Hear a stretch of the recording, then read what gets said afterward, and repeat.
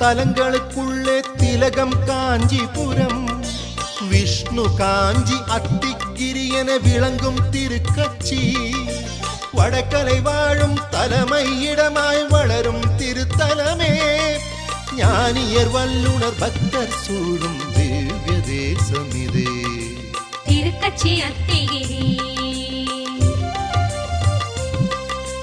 வைணவ திவ்ய தேசஸ்தலமே 108 ஸ்ரீமதி ராமானுஜாய நம என போற்றி பணிந்திடுவோம்.